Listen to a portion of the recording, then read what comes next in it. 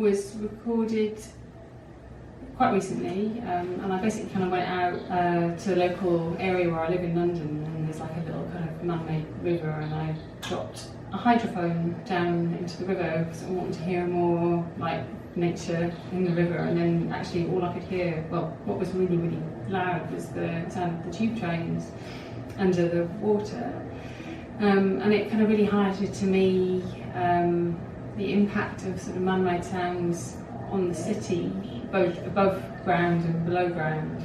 And so then it kind of inspired me to kind of have a wander around London and various different bodies of water in London and do the same, sort of dropping a hydrophone down but also recording above ground and sort of noticing kind of what was going on in both sides of the soundscape, and then bringing them together into a piece and you hear both concurrently.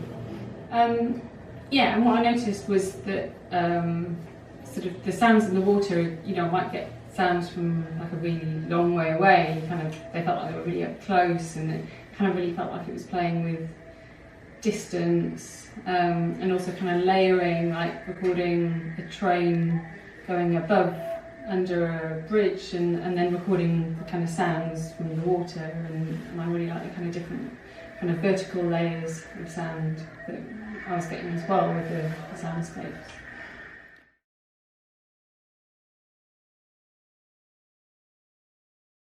So there are a lot of aeroplanes in the sounds. There's a lot of tube trains. There's some trains. A lot of water insect sounds, duck, geese sounds, and what's really kind of prominent is the sounds of boat engines, different kinds of boats. On the Thames, there's like a kind of really whiny boat sound on a lot of the kind of river cruiser boats. And then recording on the River Lee, there were lots of canal boat sounds, like a kind of ticky motor sound of the older kind of engines just kind of ticking over.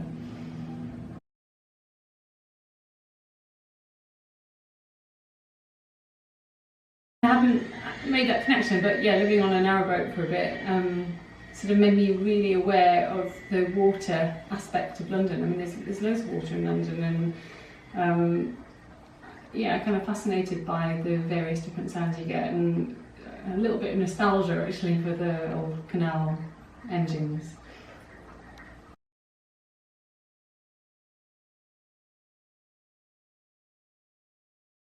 Yeah, so I think for many musicians, lockdown was an experience. It was a huge kind of period of not performing and really questioning my future as a performer, because we didn't at the time really know, you know, what was going to happen afterwards.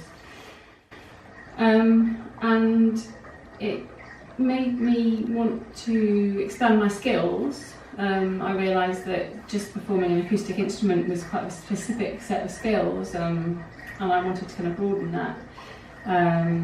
And so I applied about a year ago, after lockdown, but still kind of, you know, within the pandemic, for Arts Council funding, developing your creative practice, and specifically to kind of look at recording and then processing recorded sounds, sort of working on electric acoustic composition. So that's involved doing a bit of field recording and sort of splicing together field recordings, like this particular recording. Also, I'm working a little bit more compositionally, a bit more musically with sound and manipulating sound, and trying to find a way, and this still feels like a kind of process at the moment, of integrating my practice as an acoustic musician with recordings and electronic sounds. And at the moment that's still like a kind of process of discovery rather than kind of having arrived at a way forward. But I'm enjoying it.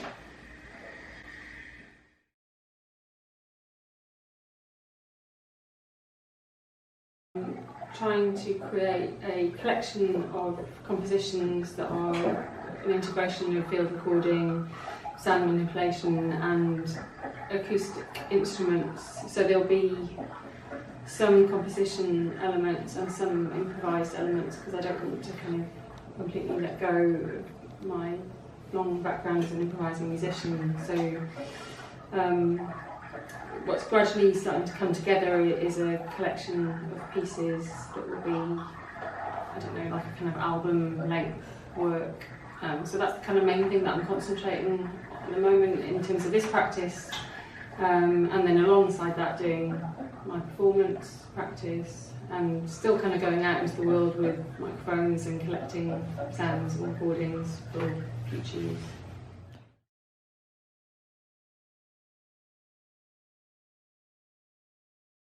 I think what I'm particularly interested in is coming at the environment I'm in from a slightly different angle, like how might it sound to somebody else or to another creature, or from a different angle, so above and below, or I wonder if there are other ways of kind of collecting sounds from different positions or in different ways that will kind of expand the way I feel about a particular environment.